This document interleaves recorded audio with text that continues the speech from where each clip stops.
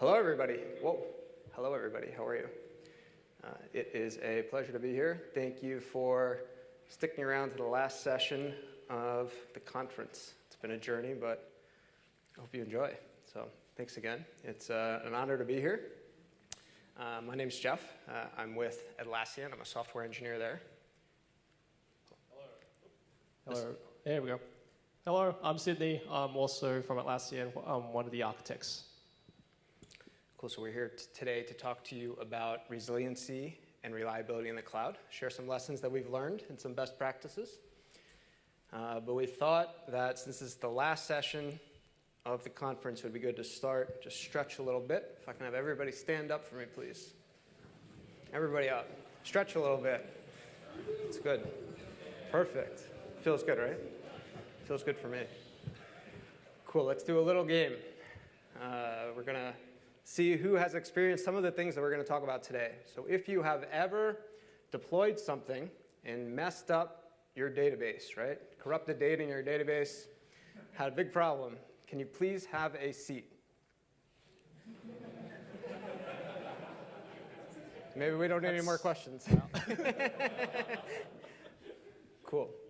All right. For the rest of you, have you ever deployed something and started erroring out, right? The database is up, but just failing. Like 500s. Can't respond. 5 people left. 4, 3, dropping like flies. Cool. The rest of you, you're doing well. Good luck. All right, cool. So, I'll stay over here. Cool. All right, so let's get started. At Atlassian, we own a number of products, right? Confluence, Jira, Bitbucket, Trello, a number of them that you've worked with. And in the cloud, why do we build on cloud, right? We build on cloud because we get resiliency out of the box. So we use cloud providers like Google Cloud or AWS because they give us sort of things for free, right? Things that we didn't get in the server world, whether that's elasticity or reliability. We want to deploy there because it's reliable, right? We're going to take an example of a typical service. I work in identity, so we have a number of services that look just like this, right? They have EC2s. We're on AWS mostly. With EC2s, we use a multi-region distributed database. It's leaderless. It's distributed across the globe. We take backups into the cloud every 5 minutes. Sometimes we rely on AWS to do that. And we also recognize that there's change risk, right? So when we deploy into the cloud, we know that we can deploy a bug and it can affect things. So we do things like canaries and progressive rollouts and blue-greens and all that kind of good stuff, best practices to kind of minimize that risk. And things are pretty good, right? Things are pretty reliable until one day they're not. We're going to tell you a little bit of a story. This is totally true. I am literally driving home from work one day. One of the services that we are responsible for starts failing. I'm not on call, but I'm driving, and I start getting pages. I'm like, what's going on here? I get home. I get on the video call. What's going on? Database company's already there. We have a company that kind of manages some of the Cassandra stuff. And database is totally offline.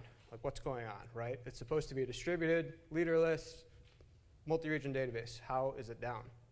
Well, it took just a couple minutes to figure out that a configuration change was made. Something got fat-fingered into the database, a command in production, brought the whole database down, right? Whole service is offline. What do we do? Well, it took about 15, 20 minutes. We get it back up. We're looking at the graphs. A minute later, we see, actually, everything that we're serving is empty. So we're back online, but we don't have 200 status codes, right? Everything's empty, wrong responses. What's going on? Well, we kind of figure out the database is empty. It took about 2 minutes to figure that out. We had no choice, right? This is a live, most critical to your production service. We don't have a choice. We restore it back up. Database is gone. We took advantage of that snapshot. We restored it. And eventually, we get things back online, right? But we have to remember, it's not just us, right? It's us and all of the services that are around us, right? We don't exist in isolation. So microservices are built so that it's a microservice and a web of microservices. And even if we get our service back online, we have to get the whole ecosystem back in order. So we had some techniques in place which made this a bit simpler, which we're going to get into and share some of those lessons. But in a typical service, if you're just relying on the core capabilities out of the box that your cloud provider provides to you, you're kind of in a tough spot if the same situation occurred. Can you afford the data loss, right? So for your own service, you may have lost data.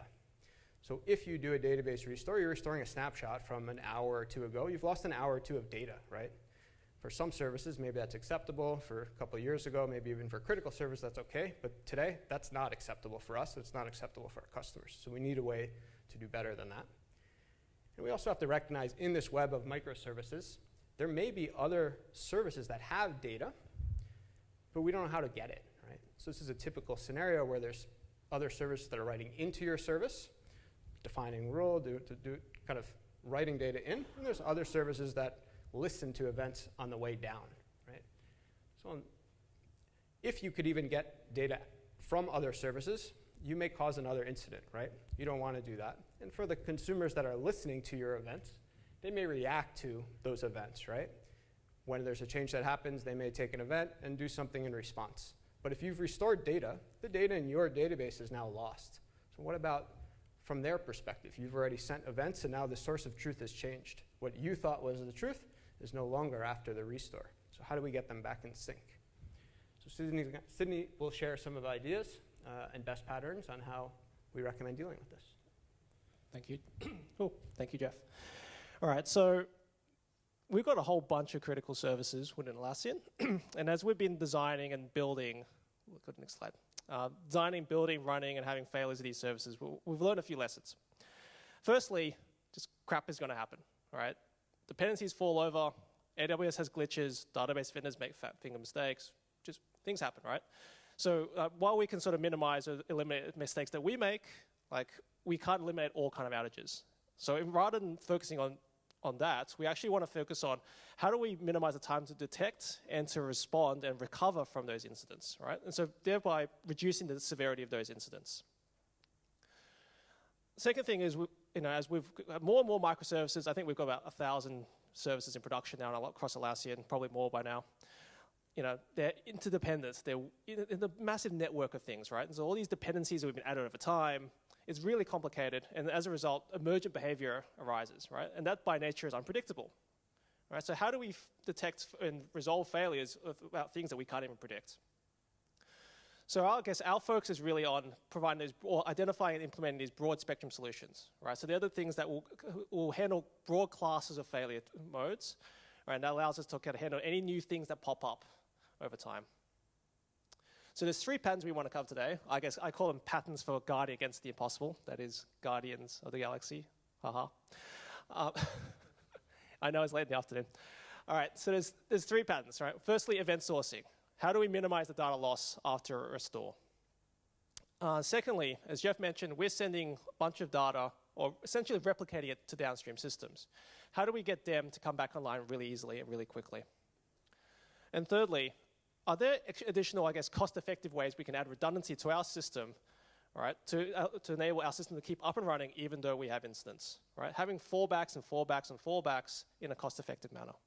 So Jeff, you want to lead us off? Perfect. Thank you. Awesome. So let's start with event sourcing.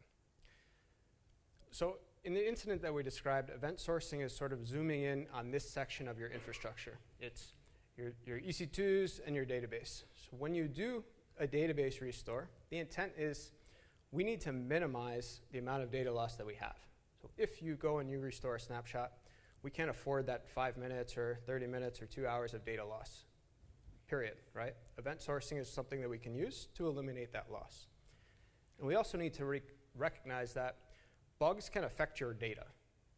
Having a distributed, multi-region, redundant data store won't help bugs, right? A lot of people here deployed a bug that affected your production data. And that bug will be replicated across all of your replicas as well. So a restore on its own won't satisfy that case. And finally, for really critical tier systems, we need to do this whole thing quickly and we need to have trust in it, right? It needs to be a repeatable process. So let's get into a bit more detail. So this is a typical service. It has a read side and it has a write side. And for the purposes of this chat, let's separate the two. This is CQRS, command, query, responsibility segregation, separating your reads and your writes. Let's leave it at that. For the rest of this section, we're going to focus on the write side, and Sidney can talk a little bit about the read side. So how do we add redundancy into the write path? So in a typical service, when a write comes into your service, you take it, you apply your business logic, and you mutate your database, right? You're doing inserts, you're doing deletes, you're doing updates, whatever you're doing. So the idea behind event sourcing, especially from the recovery point of view, is to add a command store into the write path. And what's a command store? A command store is a log of writes that have come into your system, right? They're called commands. And it's an append-only store. So when a write comes in, we're going to add it to the end of this store, right?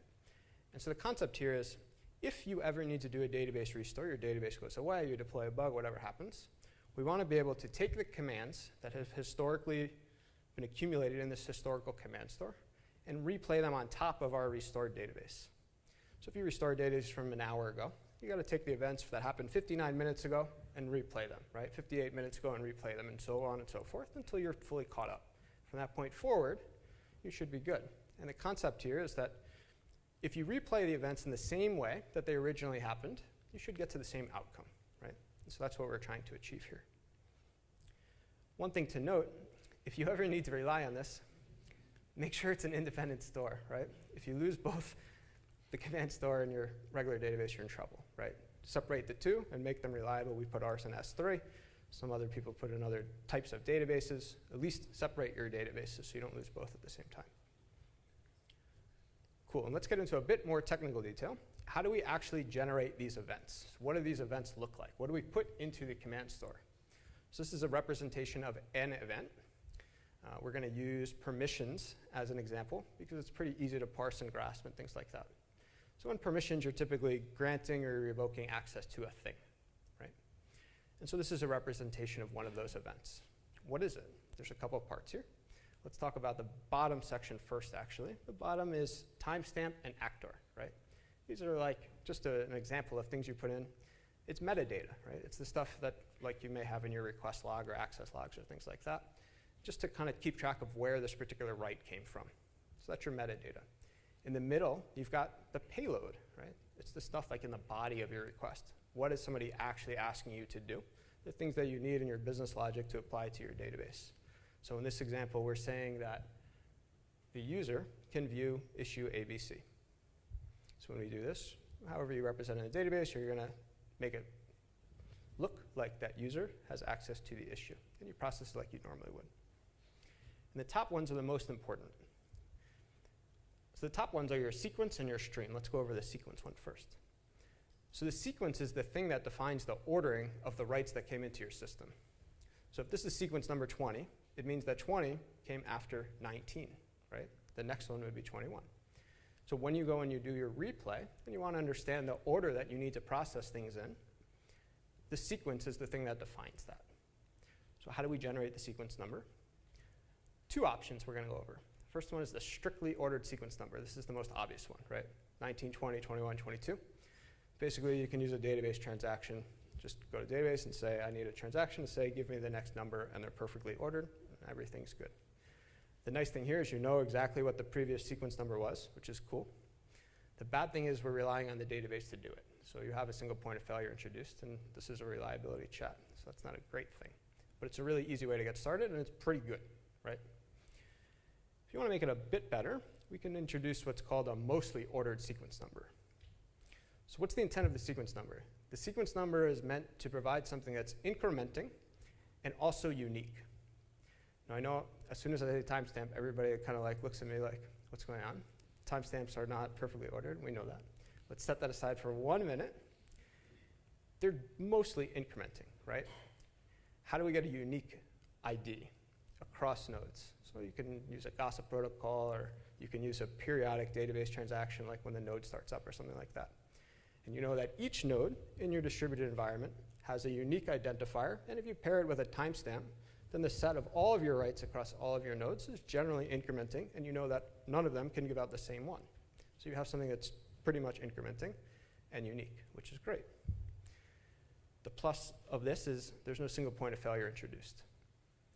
So each node can hand out new IDs without talking to any of the other ones. No database involved. So that's a huge plus. The thing that we set aside before is, well, timestamps are not perfect, right? But we need to recognize that not all writes do you need perfect ordering. So when writes come in, if you're granting permissions, let's say, and you're giving access to some page and then a different page, it's okay if like one comes right after the other. But if you're granting access to a page and then removing it, you can't get that wrong, right? So there's some things that you really need the ordering, and there's other things that it's okay. One hard thing here is you don't know the previous sequence number. So in the previous example, 19, 20, 21, 22, you kind of know the next one and the previous one. With timestamp generated sequence numbers, you don't have that benefit. So it makes it a little bit trickier, but it's okay.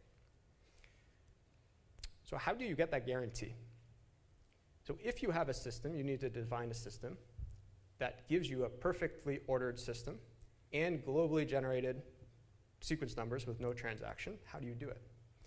Well, the same approach can be used, but you need the help of the person who's writing into your system. So the examples that we went through, some of them require the strict ordering. So the writer into your system knows when you need that strict ordering and when you don't. And they can give us pointers as to when that strict ordering is required. So the idea here is the same example. If you're giving access to something and then removing it, when you give access to something, you give that customer back some identifier. They just give you that identifier the next time that they need to remove something. And if you have this window where it's really fast writes within a second, and it's globally, and they need to be perfectly ordered, then this is the same pattern that you can use to have the producer help you to define the order, right? And so you'll have a perfectly ordered system that's globally unique across all of your nodes. So you generate the sequence number, right? And what do we do with it? So we need to put all of our events in some type of grouping, right? That's what's called the stream. So the concept of a stream is to group events such that when we look at the ordering, it's not perfectly ordered across the whole system. It's perfectly ordered within certain streams, right? So let's say we use users as those streams. It means if we ever need to do a replay, or when you process events, we want to get all of the permission changes, in our example, in order for each user, right? It means across users, we can do it independently. So user 123's permission changes and user 456's permission changes are totally independent of each other. So you can replay 123 in parallel with 456. But within 123, you must get them in order, given these sequence numbers, and the same within 456. Does that make sense? Cool, a lot of nods, perfect. Sounds good. So we've generated sequence numbers, right? We've put it into a body in this payload. We've put them into our storage. And disaster strikes, what do we do, right? How do we use this in a recovery scenario? Well, you can always take event sourcing. If you read online, you can take event sourcing and start from the beginning of time and replay it. But what we found is it's slow, right? Even with the best of intentions, if you have a lot of volume, it takes a long time to replay all of the writes that have ever happened in your entire system. So this database restore is a nice method to take a restore from a little bit before something went wrong and catch up just from that point. So take advantage of our cloud-native infrastructure, take the snapshot that Google Cloud AWS is providing from you, restore it, catch up your data, and then switch to the new one. So you do the restore. How do you do the catch-up? Well, take all of the streams that are in your system, right? If it's user-based or whatever, however you design your application. Take all of the different streams, take the sequence number that's in the database, and replay all the new ones on top of it, right? Does that make sense? Cool. And if you replay all of these streams, you'll get all of the whole set of all of your data in the same spot that it was prior to your incident. One bonus is the same process you can actually do in memory. So if you have a particular application where you have lots of writes and few streams, it makes it hard to parallelize, right? Because you have very, very little parallelization. So one kind of cool thing, bonus thing that you can do if you need, is you can take the state out of the database, apply all of your changes, and then write it all back to the database at one time. It's a nice bonus. And let's go through a whole example last time, just to connect all the dots here. We have the JSON payload that we're generating on the left. Got the direction right. And we have a representation of your database on the right. So in the current state, the user on issue ABC has no permissions, right? You can see there's an empty set there. And the last event that we processed for that user was sequence number 19. When a new one comes in, where you do your database restore, we see that 20 is one more than 19. It's just easier to parse with the strictly ordered sequence numbers. So we can process it. We're going to give the user the ability to view the issue. And we apply it to the database. So you do the same process that you normally would. The user can now view the issue, and you increment your sequence number. And if another event comes in, 21, you apply it to the database, and now you're add edit permissions. Does that make sense? Cool. You hear that? Jeff, I think you got a phone call, mate. Hello? Dude, I'm in the middle of a presentation. Are you serious? The database just lost half its data? Crap. All right, no worries. Hang on. We've got this covered. We may want to just turn off writes real fast, just to kind of remove any new confusion. Pretty simple. We follow the same process. Let's restore the database. May take a little bit of time. We restore. We need to do our catch up. How do we know what we need to catch up? All of those streams we just talked about. How do we figure out what the streams are? Well, we may have a command store that we can just say, give me all the events for the last 2 hours. That'd be perfect. If not, we can take our access logs and figure out maybe what's changed, or worst case, you just got to go through all the users and catch them up, right? The quicker you can do this, the better. If you have this in an automated process, that's great. You should. And you're good. That's it. So that same incident that blew up in our faces before, we just figured out how to handle pretty smoothly. So that's good news. Cool. And this covers how to catch up data in a database restore form within your own database. And I'm going to hand it off to Sidney to talk about how to get the rest of the world back in line. Cool. Thank you. Alrighty, so yes, we've talked about recovering ourselves. What about our downstream consumers? Alrighty, so here we're kind of talking about getting, laser pointer, getting all this working, right? We have events going to downstream systems, and how do we get those guys back in sync? All right, so we've got 3 goals. Firstly, we need to recover quickly, all right? So incidents aren't over until all systems are back up and running. Like, so we might be up and running, that's great, but we've got to play as a team, and we've got to help everyone else get up to scratch as well. Secondly, we need to recover correctly, right? Serving maybe consistent data, maybe, is not a good thing. Like, it's worse than actually serving no data at all, all right? So we've got to make sure that once we're restored, everyone is confident that, yes, the data is correct across all of our systems. And thirdly, we need to control the chaos, right? If we're restoring and we're sending a whole bunch of events, or we're having a whole bunch of callbacks to get data, that might increase our API load by maybe 10 times. That causes our system to fall over as well. That extends the incident even more. Like, we don't want to have that cycle caused by that denial of service attack on ourselves. So how do we do this? Well, let's take a step back. What kind of events are we talking about here? All right, it all comes down to that. So in our system, in our write service, we're writing to our database.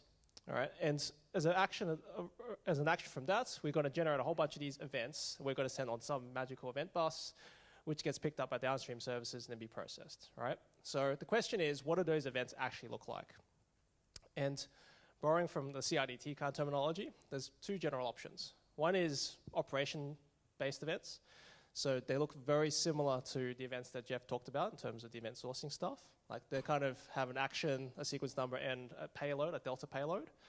And if you replay them in order, then you can sort of replicate that state to a downstream service, right? Very simple. It's very simple to build, conceptually kind of simple to implement. But the biggest problem with doing this is, well, there's 2. Firstly, you cannot lose any events, right? There has to be perfect ordering, and you cannot lose any. Right, and within a given system, within our system, that might be okay. You can probably guarantee that. But when you've got event buses and more queues and that kind of stuff, like, it's quite easy to lose events on the way. And secondly, the recovery, just like we talked about in event sourcing, we have to replay from a certain point in time, right? Like maybe from the start of time. And that takes time. And again, in an internal system, we can control that and we can make that work really quickly. But when you start adding event buses and queues and so forth, that replay time can take quite a long time. So instead, we actually recommend using state-based events, right? So we design our data model with small enough entities that we can basically send the entire entity payload or entity state in given payloads, right? So at sequence number 22, the payload might be, this user has edit permissions. In sequence number 23, it has no permissions, right? The nice thing about this is each event is now independent, right? They can be processed independently. We have a way of processing events independently as well. And recovery just takes a single event, right? If we happen to miss an event, it's okay. The next event is going to catch it up and restore the whole system. This is a little more complicated to implement, all right, because we do need to generate state from essentially operations that we're running. So the way we do that is, in our service, we're kind of very operation-based, event sourcing and the like. And once we've written an event and processed it, that's when we start querying our main data store to get the whole state of a given entity, and that's what we send to downstream systems. And they're then hence all state-based, right? And the other trick that we've implemented is we actually also save those outbound events that we're sending downstream to a separate outbound event store, like in S3, for example, right? And the reason for that is it helps with recovery, which we'll get to in a minute. All right. So to help with consumers detecting events and recovering, we basically provide them with 3 synchronization APIs, right? So get the latest sequence number for a given stream, resend the latest event for a stream, and also get all streams, all right? And the way it works is, on a regular basis, a downstream service can say, hey, look, I'm going to go through all my streams and check, am I up to date? All right.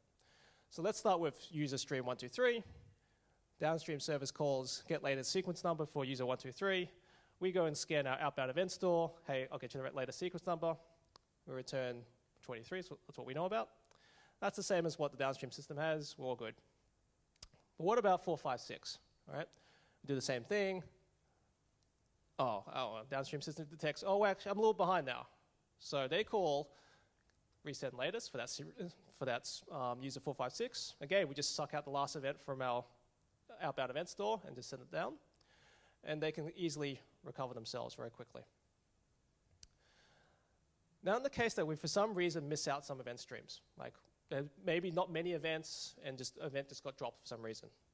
So again, on a less regular basis or during a restore or a brand new service coming up to speed, they can call this all streams ID sort of API, which gets paginated or streamed sets of all the streams.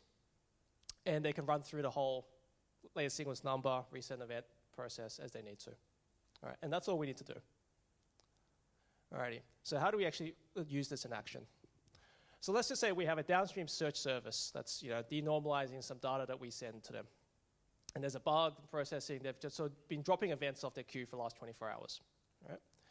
So the first step is to work out, okay, which streams are being affected. And we can help out there as well. We can say, hey, look, we know what's been written in the command store in the last 24 hours. These are the users or so forth that's been impacted. Okay? Or maybe we can check access logs. Or in the worst case, we can start from scratch.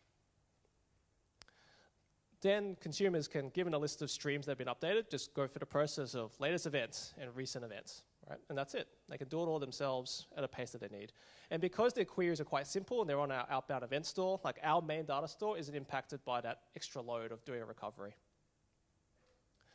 All right, so yeah, resending via resend latest. And the one nice thing about having those state-based events and the independent processing of those is we don't have to stop all writes, right? If a downstream system happens to get a newer write because people do use our system, that's okay. It will just ignore the latest resend event payload, right? So that keeps things going even while we're recovering. Alrighty, so we talked about recovery. Can we even stop incidents happening at all, right? Is there a cost-effective way we can add redundancy both to our system and for our entire system, to keep things going even during incidents? So fallbacks, all right? So first, let's talk about local redundancy. So is there a way we can make this even more redundant than it is today? All right. So our goals are, can we always be online, even during outages? Like debugging and restore does take time, so can we minimize that? Secondly, can we eliminate the database as a single point of failure? Right? cluster changes or cluster config changes or data corruption, they replicate, right? Replicas don't help you with that. And thirdly, like we might have multiple regions, we might just fail over to another region, right? That kind of works, except physics, right? The cross-region calls are always slower, right? And especially in our emergent behavior and these complex systems, that extra little latency might actually trigger off, timeouts or circuit breakers to fall over, right? And that actually can cause more problems than the original problem we had to begin with, right? So what we were thinking about is, well, actually, our app actually has a number of databases already, right? You have the main data store, sure, but hey, we probably have a cache as well, right? For low latencies, stable latencies, and so forth. And we've talked about a couple of event stores already, right? So we have the data in 3 places already. Can we somehow combine these 3 data stores and their characteristics to make a redundant system? All right. So let's talk about the consistency, right? So obviously our main data store is consistent. It's the single source of truth, right? That's the main data store. The cache, however, may or may not be, depending on how we design that cache, all right? And for our event store, we might choose to be always eventually consistent, all right? In terms of latency, obviously the cache is the fastest and the lowest latency and the most stable. That's what it's designed for. S3, however, is not so much designed for that. Fair enough. In terms of scale, like S3 and Cassandra are designed to be easily horizontally scalable compared to maybe like a Redis cluster. All right, so how do we combine all these things together? So let's go back to our reads and writes. In terms of our writes, when they come in, they might go into our main data store, and we've set a conscious decision to say, you know what, we want to use a cache as a primary read, so let's actually illegally invalidate our cache in our local region and keep it consistent with our main data store. And we talked about the event stores before. We write out events to them. And so in our reads, our primary data store actually ends up being the cache. So that's low latency, high volume and so forth. And if that for some reason falls over, horizontal scale doesn't scale out or whatever reason, we can fall back to Cassandra or our main data store. And if that falls over for on the load or whatever reason, we can always fall back to the slower store, which is S3. And at least we're serving stuff, right? And that's keeping the thing up and running while we're having these problems. All right, so that's local redundancy. What about making our entire service redundant? Can we just get ourselves out of the picture completely? And we've done this a couple of places through validatable tokens, all right? So the idea is, as a consumer, they might come and ask us a question like, hey, check a permission or something, and we return a token that is signed by us that people can independently verify, all right? And think of it as like a distributed cache or distributable cache, actually. All right? So consumer 1 might actually pass that token down to other consumers, and they can verify either by calling back to us or they can validate the token themselves. Right? It's just a signature, public key, that kind of stuff. All right? And the nice thing about this is if we're unavailable, the whole request can still process because that token essentially acts as that cache for that request. Now you might be thinking, hey, this doesn't really bias a lot. But we're all about actually reducing the severity of incidents, right? The extra couple of seconds for those in-flight requests to go through might just be enough to make the severity a severity 2 to severity 3 kind of case, all right? And that's really important for us and our consumers. All right, so some things to consider. It's not easy, and there are sort of things you might really need to think about. Firstly, spend time actually working through signatures and lifetimes, those kind of things, right? Getting those right is really important because it impacts your CPU load, you have complexity around key distribution and so forth, right? So spend some time thinking about it. We spend a lot of time building up libraries and so forth. So we have like an open source style, what we call ASAP. It's like an internal protocol for service authentication. That takes care of all the key distribution and so forth. It's basically a specialization on JWT. But we spend a lot of time building infrastructure, so now all these kind of tokens and like are really easy to build. The second thing is those tokens are caches, right? And caches need invalidation. All right? And so one of the things we think about is, well, we need to find ways of invalidating or blacklisting these tokens, right? And to have immediate effect. And the nice thing about blacklist as opposed to whitelist is we don't expect tokens to be invalidated very often. And so these blacklists for invalid tokens are going to be pretty small. And not only that, they're immutable, right? And so you can sort of easily distribute them They're small, easily distributable, and they're also very fast to look up as a result too. And finally, it's really important also to centralize the logic for validating tokens as well. All right, like it is complicated, security-based. Like you need a specialized team who knows what they're doing. All right. In terms of centralized logic, we actually started using shared libraries, right? Client libraries for validating tokens and so forth. And it was good to begin with until you needed to update the libraries. And it'll take several months for people to update their libraries and update their dependencies and redeploy and so forth, right? And so we're starting to move towards a more sidecar model where we can sort of have all the validation logic for tokens inside a sidecar, which we can then trigger and redeploy to services very easily, right? And so it drops your, I guess, the update time from months to maybe a week or so. Alrighty, so how do we actually see all this in action? So let's just say our database is overloaded and is failing all its queries. Well, actually, it's not really doing that because with these tokens, the load actually is a lot less than our service. Let's say it eventually happens, right? All right, we basically have a sort of circuit breaker, like Hystrix, in our data layer. All right, and it also automatically detects, hey, Cassandra's down, for example, fail over to S3. All right, and being a circuit breaker, when Cassandra's back up, it goes and tests, hey, is Cassandra back up? Yes, it is. Boom, fail back over. Right, no action required by us whatsoever. It's quite nice. Yay. Alrighty, Jeff. Perfect. Thank you, Sidney. Cool, so let's do a quick recap for the end of the day. A couple things we've gone over. We have to recognize that crap's going to happen, right? Our systems are getting pretty complex. Thousands of microservices, things that go wrong, right? And those things that can go wrong, you may not always be able to predict. The more complicated our systems get, the more emergent behavior we see. And we know that whatever happens, we need to be able to recover. So whatever the failure mode is, whatever the failure cause is, we need to be able to recover from that failure. And so we need to invest in solutions that allow us to recover from any of those types of failures. Some of the patterns that we've gone over: event sourcing, to recover your own database without data loss and do it quickly and accurately.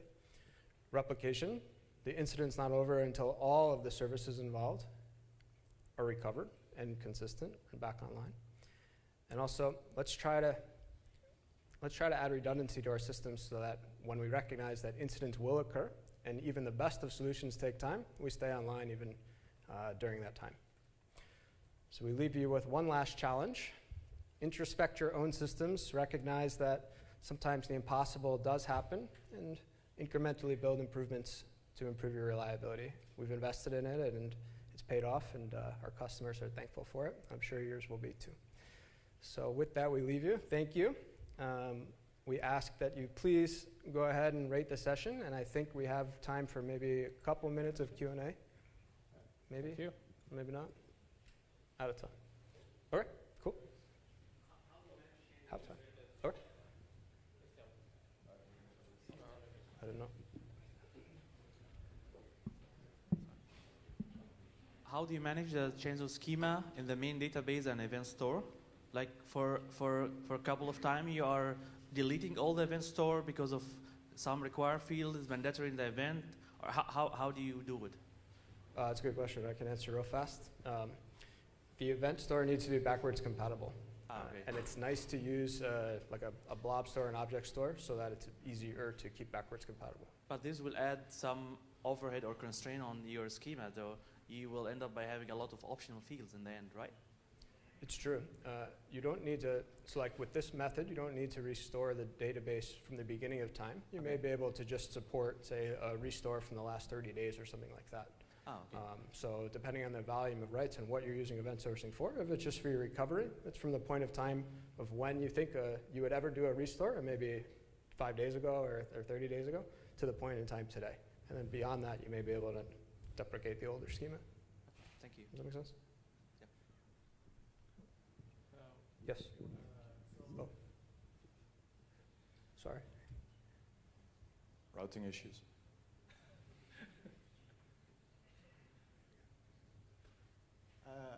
Maybe I didn't, or I missed the point, but the ordering is per customer. Is that correct? Because sometimes the interactions from different customers or from different users are correlated. So they might happen. I mean the order between customers matters as well. Yeah, so I guess it's, I wouldn't say per logical entity, right? That makes sense. You're right. So different consumers might have different, might need the ordering between them. And that's fine. Like we can support that. But I think, so I guess it's a decoupling between, we choose wisely in terms of what the entity is, and that's the entity which we're locking on. So rather than, in the example, we have a user. Users may be the thing, right? Consumers, we have multiple consumers, multiple products operating on the same user, but the user is the thing that we order on because that's actually what's most important. And we might be able to enable different consumers to say, hey, please, these things must be ordered, although the events may come from different consumers. So that is definitely totally possible. I think down the back.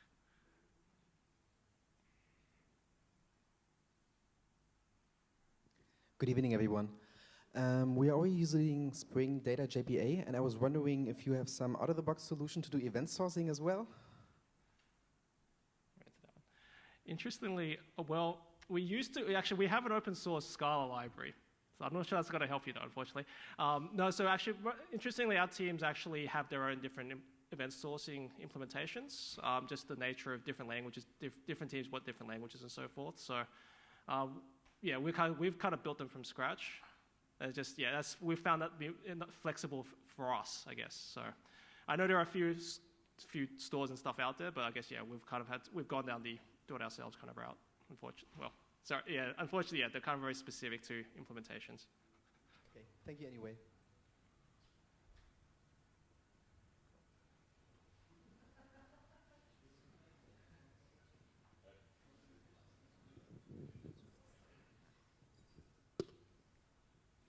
You showed the recovery protocol for the dependent services. Are you using the same protocol for initializing them? Because it should be the same thing, right? Very wise. Yes, exactly right. Thank you. Good question. Oh, cool. Last question.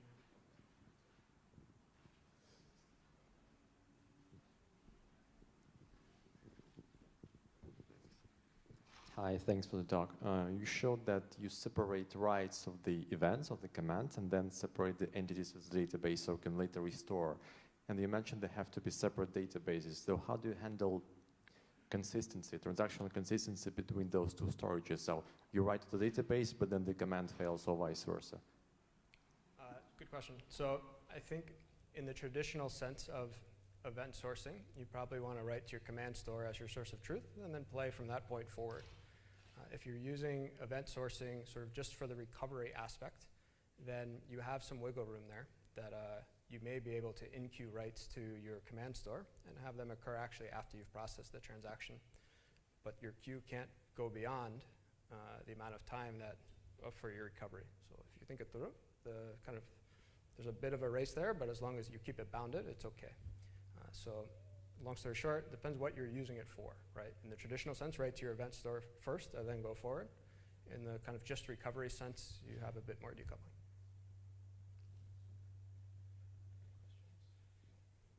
Cool. Thank you all. Thank you, everyone.